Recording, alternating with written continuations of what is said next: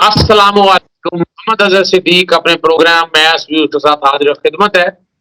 जरा लेट हो गए, मसरूफियत मेरी रही, लेकिन ब्रिगेडियर जफर साहब को ना लें इस बात पे तो बड़ी ज्यादती है, चूंकि जितना तजर्बा है और चूंकि इशू ऑफ द डे मैं बात कर रहा हूँ नेशनल सिक्योरिटी एडवाइजर हमदुल्ला के कॉन्टेक्स्ट में, जो जिन्होंने नवाज शरीफ से मुलाकात की और उसका नतीजा हमें आज़ाद कश्मीर के इलेक्शन में बड़ा वाज़ेह तौर पर नजर आ गया। मरियम के बयानिए के ऊपर इसके बैनुल अक़वामी तौर पर असरात क्या हैं और पाकिस्तानी पॉलिटिक्स में क्या असरात हैं, और नजर ये आ रहा है कि बड़ी बुरी तरह से पाकिस्तान मुस्लिम लीग नून पिट गई है।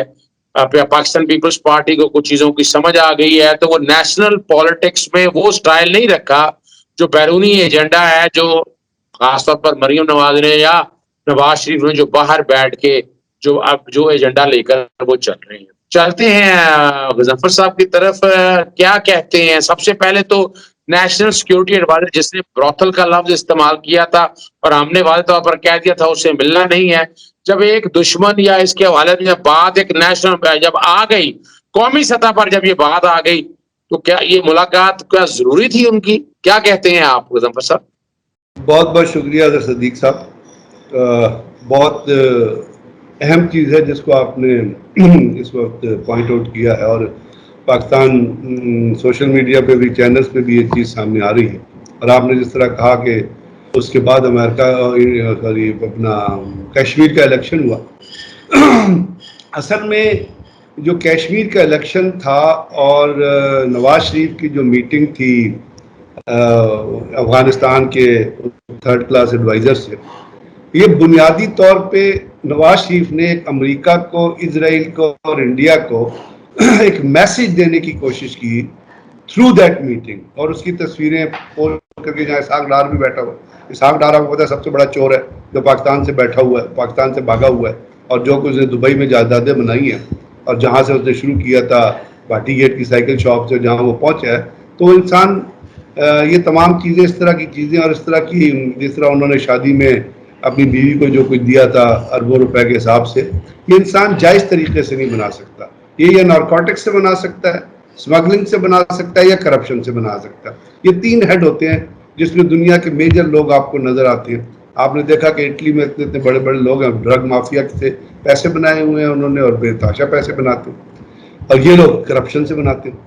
अब ये जो मैसेज देने की कोशिश की गई है इजराइल, ये आपको नवाज शरीफ की जो बिहेवियर रहा है पिछले, जब से उनको यहाँ से पाकिस्तान से वो एडमिनिस्ट्रेशन के तरले करके, मिन्नतें करके, वो हरेरी के पाँव में गिर के, उसको बाप बना के, उसके ऊपर उसके पीछे पड़ के कि हमारे से जो मर्जी ले लो, हमारी जान छुड़ा दो उसको इस्तेमाल करके जब ये पाकिस्तान से भागे थे।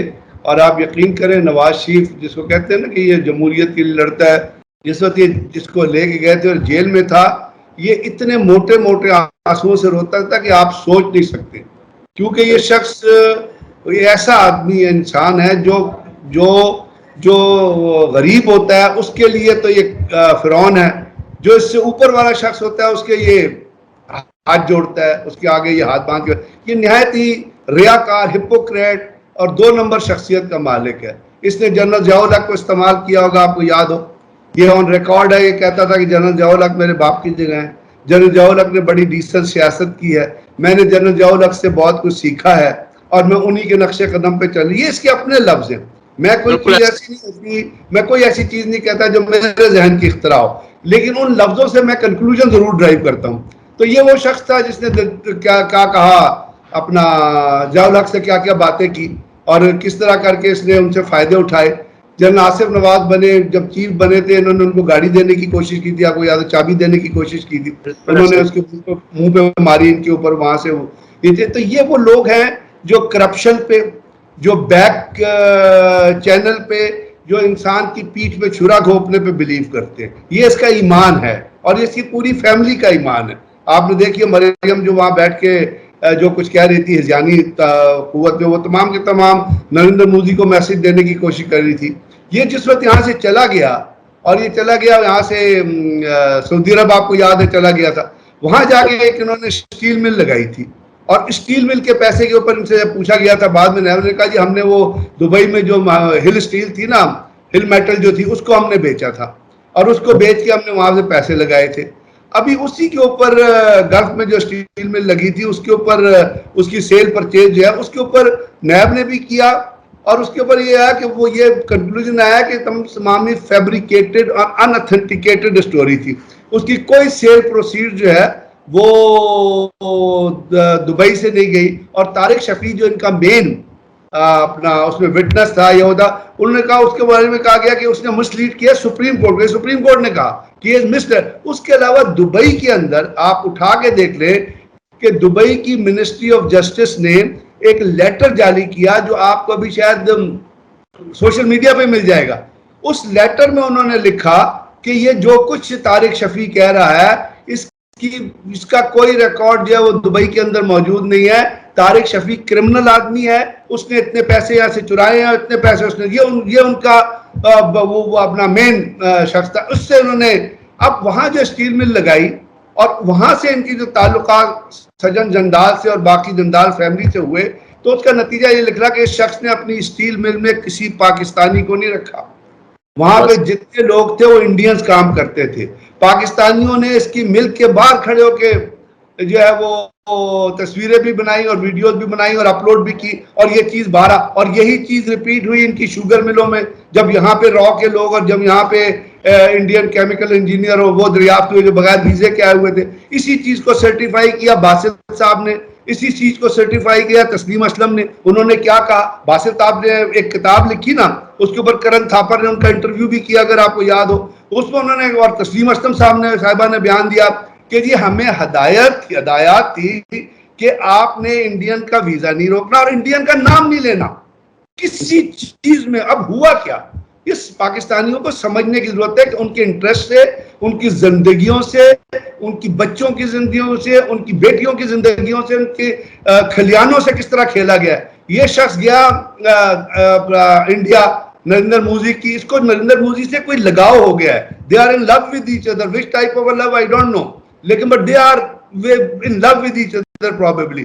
They have got some emotional. This man went to وہ اس لیے گیا وہاں پہ اس کی swearing in ceremony میں حصہ لینے کے لیے. وہاں سے واپس آیا، وہاں انہوں نے حریت کے لوگوں سے نہیں ملاقات کی تھی. اگر آپ کو کبھی ایسا نہیں ہوا کہ پاکستان کا پرائم منسٹر پریزیڈنٹ گیا اور حریت لیڈرشپ، جبکہ کشمیر کا جو مسئلہ تھا اور رائٹ آف سیلف ڈٹرمنیشن کی تحریک ایک عروج پہ تھی، لیکن چونکہ نریندر مودی نے ناراض ہو جانا تھا، اس شخص نے پاکستان کے انٹرسٹ کے اوپر مطلب ضرب لگا کے، اس کو ٹھوکر لگا کے دس مین ڈڈنٹ مین. اگر یہ حریت سے نہیں ملا، اس کی بیٹی کہتی ہے کہ میں کشمیر کی بیٹی ہوں، تو مجھے بتائیے جھوٹ ہے کہ نہیں ہے. آپ کا باپ حریت کے لیڈروں سے نہیں ملا، ہیما مالنی سے مل لیا، باقی لوگ سجن جندال سے مل لیا، ان کے گھر چائے پہ چلا گیا. نریندر اس کا جو بڑا بھائی ہے سجن جندال کا، نوین جندال، اس نے اس کو چائے پہ بلایا، ایک ہوٹل میں یہ بیٹھے، اس کے پاس ٹائم نہیں تھا حریت لیڈر سے ملنے. تو یہ کشمیر کاز سے کتنا سیریس ہے. تو جب یہ وہاں سے واپس آیا تو اظہر صدیق صاحب، اگر آپ کا کوئی دوست ہو اور آپ اس سے ملنے جائیں تو آپ اس سے اپنی فیملی کے انٹرسٹ کی تو بات کریں گے نا، یا کسی اپنے کمیونٹی کے، اپنے لوگوں کے. تو کیا یہ شخص وہاں یہ نہیں کہہ سکتا تھا کہ جی مودی صاحب آپ میرے دوست ہیں، آپ پاور میں آئے ہیں، میں پاکستان میں پاور میں ہوں، کائنڈلی اپنی جو فوج ہے اس کو یہ انسٹرکٹ کیجیے گا کہ ہمارے سرحدی علاقوں پہ بمباری نہ کرے. اس کے آنے کے بعد کیا ہوا، ایونٹس دیکھیے. اس کے آنے کے فوراً بعد نریندر مودی نے آرمی کو فری ہینڈ دے دیا. اب ان کی آرمی لیڈرشپ اور پولیٹیکل لیڈرشپ کہتی ہے، ارون جیٹلے یہ کہتا ہے کہ نریندر مودی کے اندر جتنا آرمی کو فری ہینڈ دیا گیا کسی کو فری کبھی نہیں دیا گیا. انہوں نے دبا کے پاکستان کی لائن آف کنٹرول پہ فائرنگ شروع کر دی. اگر میں غلط کہہ رہا ہوں تو آپ اس کو مجھے چیلنج کر دیں کہ نہیں تم غلط کہہ رہے ہو. عید کے دن فائرنگ ہوئی، بقرعید کے دن فائرنگ. وہاں پہ بچے شہید ہوئے، بوڑھی عورتیں شہید ہوئی، لوگ شہید ہوئے، آرمی کو بنکر بنانے پڑے، لائن آف کنٹرول کے اوپر سے ہیبیٹیشن ختم ہو گئی، فصلیں تباہ ہو گئی، لوگ بنکر میں آ کے رہنے لگے. انڈین نے ہاسپٹلز کو ٹارگٹ کیا، انڈین نے سکولز کو ٹارگٹ کیا، وہاں عملی زندگی رک گئی، روزمرہ کی زندگی رک گئی، بازاروں پہ انہوں نے فائر کی. دو پاکستان آرمی رسپونڈ کرتی تھی، لیکن وہ کانسٹنٹ. اب مودی اس کا دوست ہے، فائرنگ کانسٹنٹلی ہو رہی ہے. یہ اس آدمی کا ایک وزٹ مجھے prime minister line of control پہ نکال کے دکھا دے جہاں یہ جا کے کشمیریوں سے ملا ہو کہ بھائی مجھے بڑا دکھ ہے، آپ کے اوپر فائرنگ ہو رہی ہے، میں انڈین لیڈرشپ سے بات کروں گا کہ وہ یہاں پہ فائرنگ نہ کرے اور ہمیں آپ کو آرام سے رہنے دے. یہ انٹرسٹڈ تھا کہ کشمیری مرے، اس کا انٹرسٹ اس میں تھا کہ کشمیری مرے، وہاں پہ فیملیز مرے تاکہ اس کی دوستی پوری ہو نریندر مودی. اس نے ایک لفظ نہیں بولا. اس کے بعد کلبھوشن یادیو پکڑا گیا.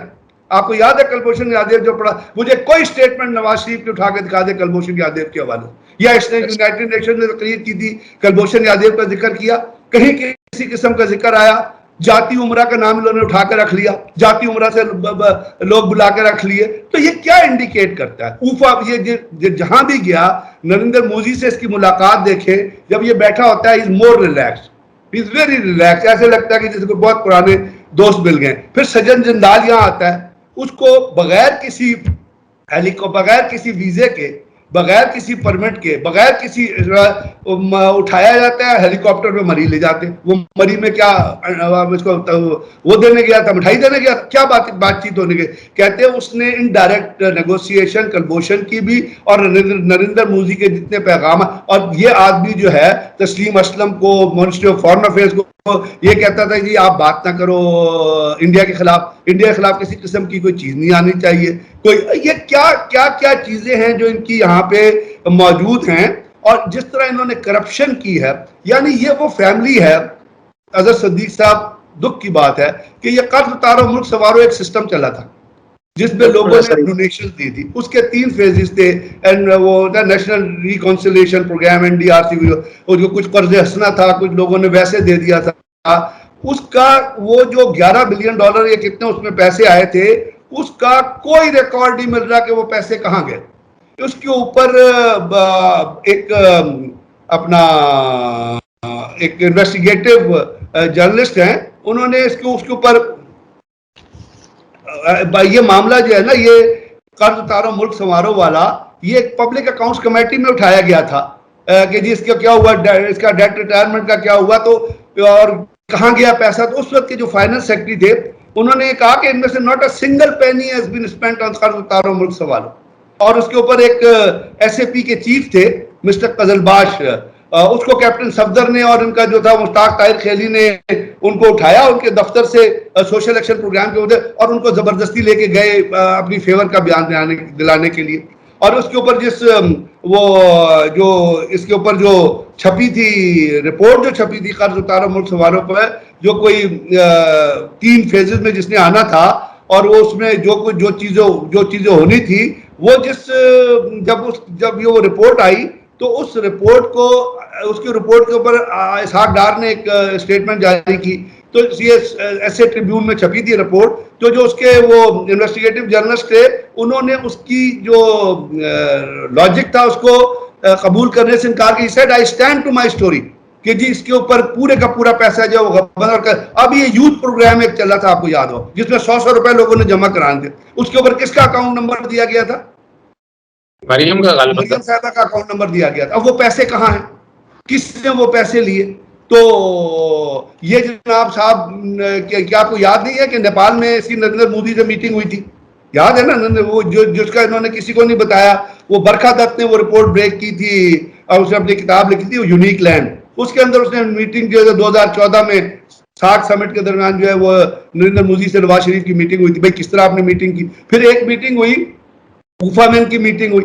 اب یہ جتنی میٹنگ جب ہو رہی ہے تو اس کا امپیکٹ پاکستان کے اوپر آنا چاہیے یا نہیں آنا چاہیے؟ اس کا امپیکٹ پاکستان کے اوپر کیا آیا؟ یہاں دہشت گردی ہوئی، یہاں پہ ٹیررزم کی وارداتیں چلی، یہاں پہ اجیت کمار ڈیول نے اوپر کھڑے ہو کے کہا کہ جی میں تو پاکستان میں جو لوگ لڑ رہے ہیں وہ کسی ریلیجیس بلیف پہ نہیں لڑ رہے، وہ مرسنریز ہیں، ہم ان کو پیسے دیں گے اور لڑائیں گے اور ہم پاکستان کے اندر دہشت. اجیت کمار ڈیول نے ایکسیپٹ کیا اپنی اسپیچ میں کہ ہم پاکستان کے اندر دہشت گردی کریں گے. ہوتا کیا ہے کہ بغیر ویزے کے، بغیر بتائے نریندر مودی اور اجیت کمار ڈیول لاہور پہ لینڈ کرتے اور وہ چلے جاتے. ایک ہیلی کاپٹر ہوتا ہے، وہ ان کو لے کے چلے جاتا ہے، رائبنڈ لے کے چلا جاتا ہے. وہاں جا کے وہ شخص جو پاکستان کے اندر دہشت گردی کر رہا ہے، سوچنے کی بات ہے حضرت صاحب، وہ شخص جو اوپنلی کہہ رہا ہے کہ میں پاکستان کے اندر دہشت گردی پھیلاؤں گا، میں لوگوں کو پیسے دوں گا، ماروں گا، وہ نواز شریف کے ڈرائنگ روم میں بیٹھا ہوں. کیا آپ سوچ سکتے ہیں کہ پرائم منسٹر اس لیول کا ہو جو اپنے ملک کو دشمن میں اپنے ڈاؤ، اور یہ نواز شریف صاحب اس سے گلے مل رہے ہیں، اندازہ لگائیے وہ سینے سے لگا رہے ہیں کہ بھائی اس کو شاباش دے رہے ہیں، یار ویری گڈ، مار میرے ملک کے بندوں کو جتنوں کو مار سکتا ہے. تو یہ جو ان کی جو عادت ہے نا، اور نوین جندال آپ کو پتا ہے وہ بی جے پی کا ممبر ہے، ہی از ڈائی ہارڈ اگینسٹ پاکستان، جو سجد جندال کا جو بھائی ہے، اس نے اتنی غلیظ چیزیں پاکستان کے بارے میں لکھی ہیں کہ اگر آپ سنیں گے تو آپ کو اپنے آپ مطلب حیران ہونے لگے کہ یار ہمارے ملک کا پرائم منسٹر کی فیملی سے مل رہا. تو یہ تمام چیزیں تھی. وہ جو ساؤتھ ایشین ٹریبیون میں رپورٹ چھپی تھی نا، یہ قرض ملک سماروں کے بعد، وہ ایک انویسٹیگیٹو جرنلسٹ احمد خان کا نام تھا، اور 23/9/2002 کو انہوں نے وہ رپورٹ چھاپی تھی، اویلیبل ہے اپنا اس میں اس کے اوپر اخبار کے اوپر. یہ نہیں کہ کوئی ہیر سے میں کہہ رہا ہوں قرض ملک سماروں کے بارے میں.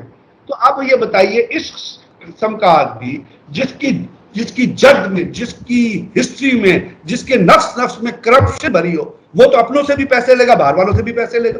ایون فیلڈ اپارٹمنٹس کس طرح خریدے گئے، کہاں سے خریدے گئے، کون پیسے دے کے گیا، موٹر وے سے کس نے پیسے. تو یہ جب چیزیں آپ اتنی اس بری طرح سے کرپشن میں انوالو ہو جائیں، اور اس بری طرح سے آپ کی جو چیزیں ہیں وہ ان کا آپ کا معیار جو وہ پاور، اور اس کے بعد آپ کا معیار جو ہے وہ صرف دولت رہ جائے، تو اب آپ صرف ملک کے دیکھیے. ایک حکومت ہوتی ہے کسی ملک، آپ حکومت کے خلاف بیان دیں، آپ حکومت کی پالیسی پہ تنقید کریں، ہر ایک کا رائٹ ہے، عام آدمی کا بھی رائٹ ہے، لیڈر کا بھی رائٹ ہے. آپ عوام کی کنڈکٹ کو ٹھیک نہیں محسوس کرتے، آپ عوام کے خلاف بات کریں کہ بھئی آپ ٹھیک نہیں. لیکن اگر آپ انکمپلسو حکومت اداروں اور عوام کے خلاف کرتے ہوئے اپنی جغرافیائی سرحد کے خلاف، تو آپ ریاست کے خلاف بیان دے رہے. ریاست نظر صدیق صاحب، ملک کی مٹی آپ کی ماں کی طرح ہوتی ہے. آپ مجھے بتائیے، ماں کے خلاف بات کرنا، ماں کو گالی دینا، اور وہ شخص جو آپ کی ماں کو گالی دے رہا اس سے ملنا، یہ کہ میں کوئی لفظ استعمال کر سکتا ہے، یہ کس چیز کو انڈیکیٹ کرتا ہے؟ یہ دکھ ہوگا اس میں یا نہیں ہوگا؟ ہم سوچیں گے یہ کس قسم کا لیڈر ہے، یہ کس قسم کا شخص ہے. لوگ روزانہ ان کے گھر کے باہر کھوڑ کے ویسے ہی تو نعرے نہیں لگاتے، لوگوں کا دل دکھا ہوا ہے. اب یہاں پہ لوگ ہیں جو کل، اور اس کا نتیجہ کیا نکلتا ہے؟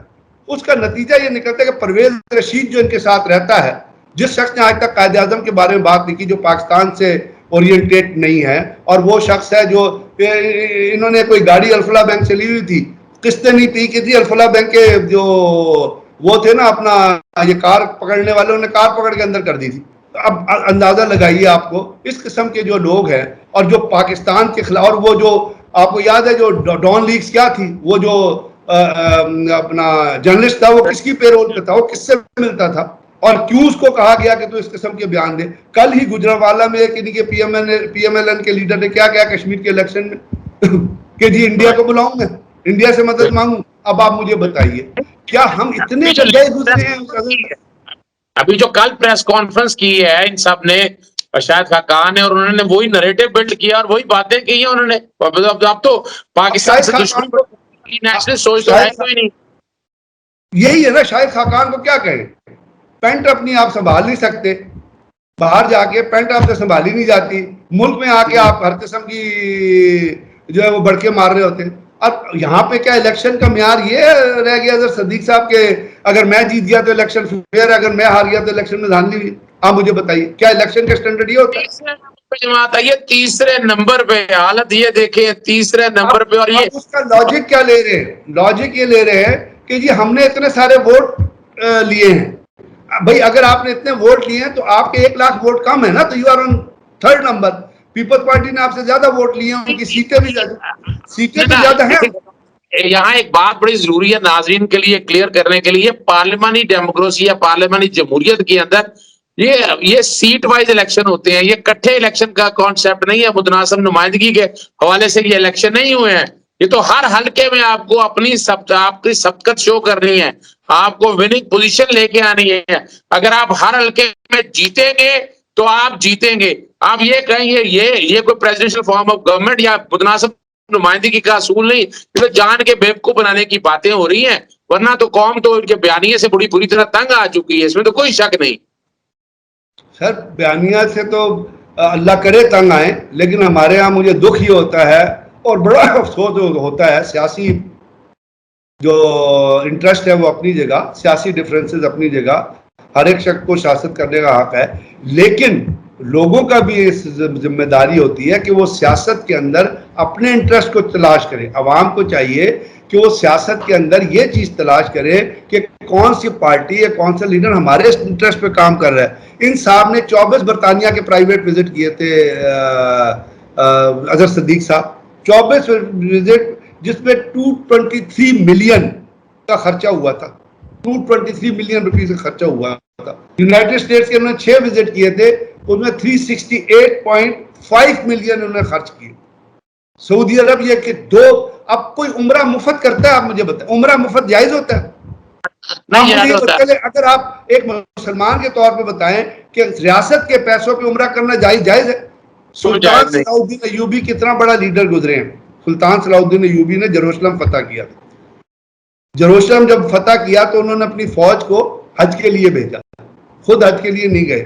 تو کسی نے ان سے پوچھا کہ آپ حج کے لیے کیوں نہیں گئے؟ کہنے لگے میرے بینک اکاؤنٹ میں یا میرے اکاؤنٹ میں اتنے پیسے نہیں ہے کہ میں حج کر سکوں. یہ مسلمانیت اس کا نام ہے. تو کیا مفت, اور ان کے ساتھ اور بھی کولیگ اور بھی لوگ ہیں آپ کے, بہت سارے صحافی ہیں مفت اجرے کے لیے ابھی بیٹھ کے وہ ٹیلی ویژن چینل پہ آپ کو تمام میرٹ کی باتیں کرتے نظر آئیں گے, مفت حج کر کے وہ فائدے. تو یہ مفت عمرے پہ جن لوگوں کو یہ لے کے گئے, اس کا پیسہ کون پے کرے گا؟ آپ مجھے بتائیں. وہ مفت عمرے جو سعودی عرب کے آپ نے کیے وہ کس کے پیسے سے کیے؟ 4 عمرے کیے, 71.78 ملین روپیز خرچ ہوئے, یعنی 7 کروڑ 73, ایک دفعہ یہ 73 لوگوں کو لے کے گئے تھے. یہ میرا پیسہ تھا صدر صدیق صاحب, یہ ٹیکس کا پیسہ تھا جو اس شخص نے خرچ کیا اللہ تلالیوں پہ, عیاشیوں پہ. کیا یہ مغل بادشاہ, یہ کیا اتنا رچ پیدا ہوا تھا؟ یہ جب پیدا ہوا تھا تو اس کے گھر میں پنکھا نہیں تھا. اس کی شادی کی تصویریں اٹھا کے دیکھیں کبھی. یہ میرا پیسہ تھا جو خرچ کیا گیا. پاکستان کے عوام کو یہ سمجھنا چاہیے کہ جو شخص آپ کے پیسے سے کھلواڑ کر رہا ہے وہ آپ کا سنسیئر نہیں ہے. کتنی اس نے آپ کو نوکریاں دلوا دی ہے, کہتے ہیں کشمیر میں جا کے کہتے ہیں ہم نوکریاں دلوائیں گے. تو یہ جو لیڈرشپ ہے جو پاکستان کے اندر مختلف طریقہ کار سے یہ لوگ آتے ہیں اور آج پاکستان کو ذمہ دار ٹھہراتے ہیں, پاکستان کے اوپر ریاست کے خلاف جو لوگ ریاست کا ان سے ملاقاتیں کرتے ہیں, کیا یہ ہم کو قبول کر لینی چاہیے ایز اے نیشن؟ کیا ہمیں اس پہ تالیاں بجانی چاہیے کہ جی آپ نے بہت اچھا کہا؟ اس کا مطلب there is something wrong in your mind. آپ اپنی دھرتی کے خلاف ہو گئے. دھرتی ماں کی طرح ہوتی ہے, تو پھر جب آپ ماں کے خلاف ہوں گے تو کتنے لوگوں کو آپ کی عزت ہے. یہ پاکستانیوں کو سوچنا چاہیے نا کہ ان کا نیریٹو آپ نے رد کرنا ہے. ان کے نیریٹو کو اپنے, اگر تو آپ کا سیاست کے اوپر نیریٹو ہے تو 100 بسم اللہ, ضرور بات چیت کیجئے, ہر پارٹی سے ڈفر کیجئے. پاکستان میں کسی پارٹی کو یہ حق نہیں پہنچتا کہ وہ ساری عمر حکومت کرے. There should be election, fresh election, اور الیکشن کے درمیان نئے لوگ آنے چاہیے, لیکن ان نئے لوگوں کو اپنی سیاست جو ہے سیاست میں محفوظ کرنی چاہیے. پاکستان کی ریاست کے خلاف بات چیت نہیں کرنی چاہیے. اب اس کے اوپر اس سے زیادہ آپ کیا کہہ سکتے ہیں کہ اللہ میاں ہم پہ رحم کرے اور ان ووٹرز پہ بھی رحم کرے جو اس قسم کے لوگوں کے پیچھے جاتے ہیں یا اس قسم کے لوگوں کو سلیکٹ کرتے ہیں. اس کا مطلب ہے کہ وہ بھی پاکستان کی دھرتی اپنے آپ کو لٹانا چاہتے ہیں. اگر آپ خود ہی اپنے آپ کو لٹانا چاہتے ہیں اور کہتے ہیں آپ کے ٹیکس کا پیسہ, آپ کی زمینوں کا پیسہ کوئی کھائی جائے اور اپنی ملوں میں لگائی جائے اور اپنے بینکوں میں جمع کر کے دولت بنائی جائے, تو پھر آپ کیا کر سکتے؟ پچھلے دنوں ایک ویڈیو ریلیز ہوئی عابد شیر علی کی ایک ہوٹل کے اندر. کیا یہ لیڈر یہ زبان استعمال کرتے؟ کیا وہ لائن توڑ کے جاتے؟ تو آپ یہ سائیکی پاکستان کی قوم کیوں نہیں دیکھتی ہے؟ اس کو دیکھنا بڑا ضروری ہے, اس کو ایجوکیٹ کرنا لوگوں کو بڑا ضروری ہے. آپ سیاست کو سیاست تاک رکھے, سیاست کو ریاست کے خلاف استعمال نہ کریں. اگر آپ ریاست کے خلاف استعمال کریں گے اور نعوذ باللہ نعوذ باللہ نعوذ باللہ پاکستان کو کوئی ڈیمیج ہوا تو آپ کیا سمجھتے ہیں آپ فائدے میں رہیں گے؟ لوگ آپ کے منہ پہ تھوکیں گے نہیں اگر اس ملک کو کوئی ڈیمیج ہوا. یہ یاد رکھیے گا میری بات, کیونکہ دنیا میں ایک اصول ہے کہ اس قسم کے ایجنٹس کو یوز کرو and then throw them in garbage. یہ سیاست کی اصول بتاتی ہے. آپ نے بڑی زبردست باتیں کوشش کی, آپ نے اتنے ٹائم چونکہ پتہ ہی نہیں چلتا وقت گزرنے کا جب ہر ٹاپک پہ آپ کو عبور حاصل ہے. آپ نے بڑی واضح طور پر دیکھیں آج کے پروگرام کے اندر آپ نے پیغام دیا ہے عام آدمی کو, عوام کو, جنہوں نے آنکھیں بند کی ہوئی ہیں یا وہ پنجابی کہتے ہیں لائی لگنے یا اپنا آنکھیں بند کر کے اپنے لیڈر کے پیچھے رہا. آپ کو سوچ کا عقل اور فہم اسی لیے دی ہے ان ساری چیزوں کو سامنے رکھ کے انہوں نے کیا دے دیا ہے, انہوں نے پاکستان کو کیا دے دیا, عام آدمی کو کیا دے دیا, اور یہ ایسے لوگوں کے پیچھے کھڑے ہونا اور سپورٹ کرنا جنہوں نے پاکستان کے لیے دشمنوں کا کردار ادا کیا ہو, کسی طرح بھی جائز نہیں ہے. مجھے اور برگیڈیئر غضنفر صاحب کو اجازت دیجیے گا, دوبارہ پھر ملاقات ہوگی. کوئی آپ کی فرمائش ہے کہ کم از کم ہفتے میں 2 دفعہ تو ہو, تو ہم کوشش کریں گے کم از کم 2-3 پروگرام تو غضنفر صاحب کے ساتھ آئیں, تاکہ وہ اپنے خیالات کا اظہار کریں, اور امید ہے آپ اس ساری گفتگو کو پر عمل کرنے کی کوشش بھی کرتے ہوں گے. اجازت دیجیے گا. السلام علیکم, اللہ حافظ. پاکستان زندہ باد.